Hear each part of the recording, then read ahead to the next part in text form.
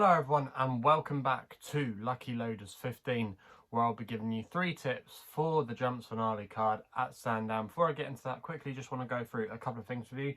Now first of all, if you want to check out the latest episode of the In the Saddle podcast, I'll leave links to it in the description box below, where I was joined by Izzy Phillips and Mark Krosky, and we gave our thoughts and feelings for the main races on ITV tomorrow, which was mainly focusing at Sandown. So if you want to listen to it, like I say, I'll put links to it in the description box below. We've got all the major podcast platforms covered: Spotify, SoundCloud and iTunes. So whichever one takes your fancy, just hit one of the links in the description box below. Away from that as well, it's not been a bad day for us on the YouTube channel, as our nap of the day came in each way. That was our boy Will in the opening race at Sandown. He got into a good position, and in the end he was able to last out and stay on for third place, and he ended up returning a final SP of 66 to 1. So if you backed him at that price, fair play to you there. He was advertised at 40 to 1, but he was quite weak in the betting.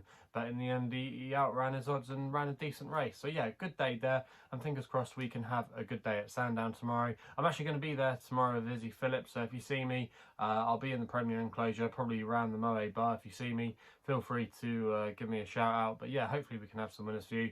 And we're going to be going to the 3 o'clock at Sandown for the first selection of the day, which is going to be Greaneteen for Harry Cobden and Paul Nicholls, currently available at 13 to 8 at the time we're recording. I'm going to recommend a 1-point win bet here. Now I think this horse is the one they've all got to beat. He's going to be my next best of the day. Now his last 2 runs at this course have arguably produced his career best. He won this race last year, and also as well he won the Tingle Creek. Bryony Frost was on board both of those occasions, but if you go back through this horse's earlier career, he had a good relationship with Harry Cobden, so that wouldn't put me off despite Bryony being injured. Obviously we wish her the best, but yeah, I just think Greaneteen has really solid credentials.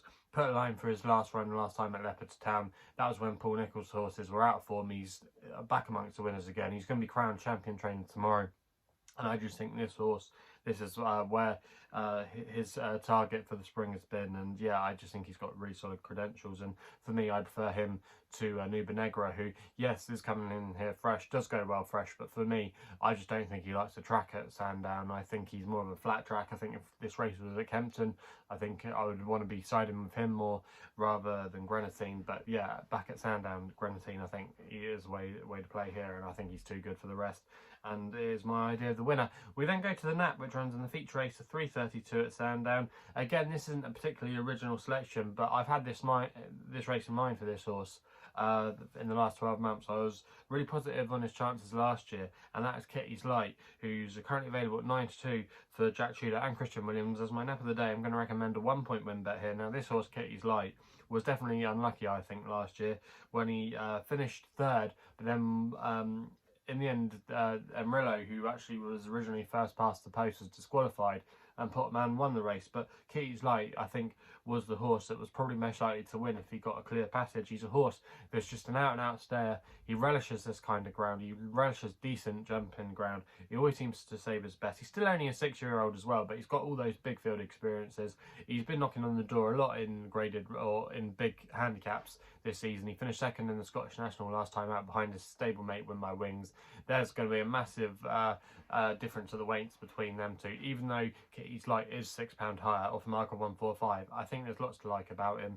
I think he screams this race all day long. You know, I think Christian Williams has definitely had this horse in mind for this race since 12 months ago, and for me at 9 to 2, I'd be prepared to back him if he was even 3 to 1. I think he's got really solid credentials. I'm just going to recommend a winner only bet, but yeah, I'll be disappointed if Kitty's Light couldn't get his head in front. I think he'll go very close tomorrow, and for me, he's the most likely winner of the race, and that's why he's going to be my nap of the day. We then go to my Longshot, which runs in the last race at Sandown in the 5:15. I quite like the chances here of Samarive for Harry Cobden and Paul Nicholls, currently available at 8 to 1. 4 places on offer with most firms. I'm going to recommend a 0.5 each way selection here.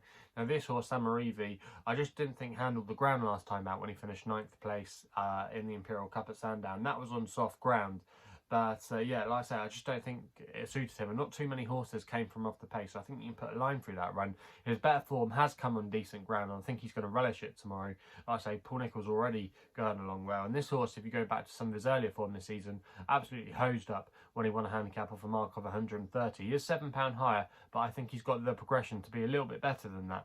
and I wouldn't be at all surprised again if this is a horse that Paul Nicholls has had in mind for this race. He steps up in trip tomorrow, but the way he shaped last time out, I think he's definitely worth a go at this trip, and his pedigree suggests he should be okay for it. I just think he ticks a lot of the right boxes for the race. He won the race last year with Scaramanga as well, and I just think they've got quite similar profiles, and I'll be disappointed if Samarive isn't up there jumping upside to last hurdle. I think he's got really solid credentials, and I think he can give Paul Nicholls a winner there in the last race on the card. So there are the 3 selections then for tomorrow's racing. If you're still enjoying these videos, remember to hit the thumbs up button, subscribe here to the YouTube channel at LuckyLoaders15. If you want to follow me on the socials, Twitter and Insta, other places to do so, where my handle is at LuckyLoader15. Please gamble responsibly, and we'll be seeing you soon.